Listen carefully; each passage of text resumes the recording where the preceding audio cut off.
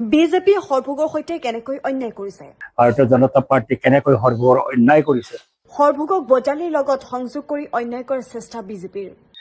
বজালীৰ লগত সংযুক্ত কৰাৰ চেষ্টা কৰি পেলাই অন্যায় কৰিব ওলাইছে। সৰভোগত অৱসৰপ্ৰাপ্ত সৈনিকসকলৰ সৈতে বিধায়ক মনোৰঞ্জন তালুকদাৰৰ বিশেষ সভা অনুষ্ঠিত। অনুষ্ঠানত উপস্থিত থাকি বিধায়ক মনোৰঞ্জন তালুকদাৰে প্ৰাক্তন সৈনিকসকলৰ সৈতে বাৰ্তালাপ কৰি তেখেতসকলৰ ৰেচন কাৰ্ডৰ সমস্যা, তেখেতসকলৰ সন্তানৰ চাকৰি নিশ্চয়তা ইত্যাদিৰ সম্পৰ্কীয় আলোচনা কৰাৰ উপৰিও সমষ্টিখনত কেনেকৈ বিজেপিক প্ৰতিহত কৰিব পৰা যায় সেই বিষয়ে বিস্তৃতভাৱে আলোচনা কৰে। আনহাতে মহাজোঁট সম্পৰ্কে বিধায়কগৰাকীয়ে কয় যে ইতিমধ্যে লুৰিণজ্যোতি গগৈ, কংগ্ৰেছ, CPM, অখিল গগৈৰ মাজত মিত্ৰতা হৈছে। অৱশ্যে এই ক্ষেত্ৰত এটা চিটক লৈ অখিল গগৈৰ লগত যদিও সমস্যাৰ সৃষ্টি হৈছিল, আলোচনাৰ মাধ্যমেৰে সমাধান হৈছে। হয়তো অহাকালি প্ৰেছ বিজ্ঞপ্তিৰ জৰিয়তে মিত্ৰতাৰ কথা ৰাজহুৱা কৰা হ'ব।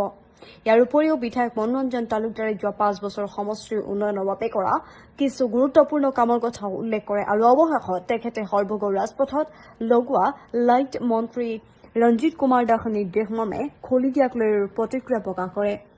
আজি আপোনালোকে সকলে জানে সৰভোগখন হৈছে আৰ্মি আৰু প্ৰাক্তন সৈনিকৰ জেগা সৰভোগ বৰ্ণকৰ।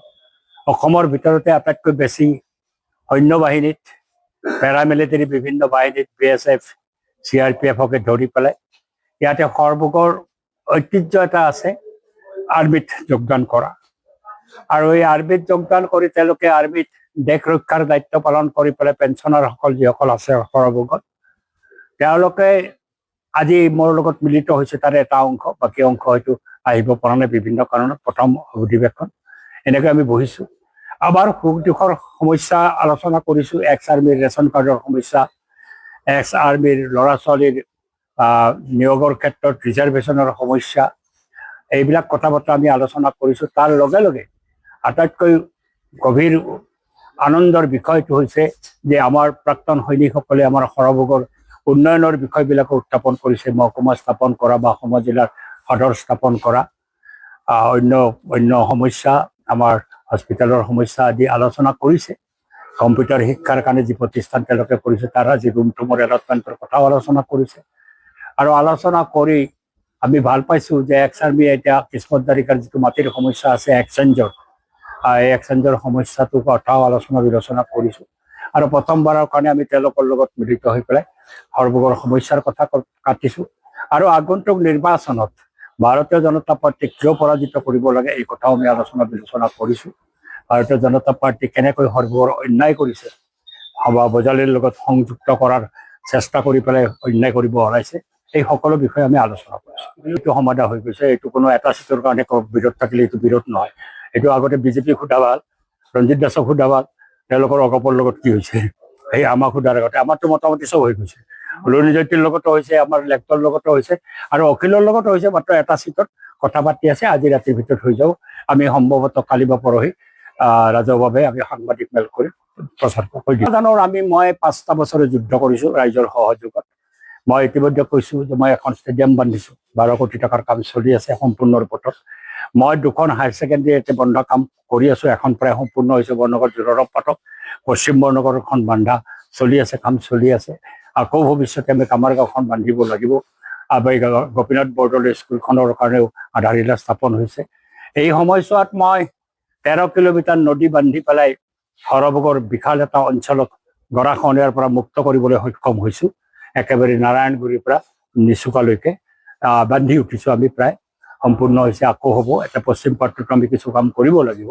এই যে গৰাখহনীয়া ৰোধৰ কাৰণে 131 কোটি 75 লক্ষ টকাৰ কাম আমি কৰি উঠিছোঁ, এইটো মই ভাবোঁ মোৰ বিধায়ক হিচাপে এটা ডাঙৰ সাফল্য। কিন্তু সৰভোগৰ মানুহে বহু কথা এইটো নাজানে, এতিয়া জানিছে। ইয়াতে মই ৰাস্তা ঘাট বান্ধাৰ ক্ষেত্ৰত বিশাল ৰাস্তা মই বান্ধিছোঁ। দক্ষিণ বুঢ়ীখামৰৰ পৰা একদম চুইচ গেটলৈকে ৰাস্তা বহল কৰি মই বান্ধি সম্পূৰ্ণ কৰি পেলাইছোঁ।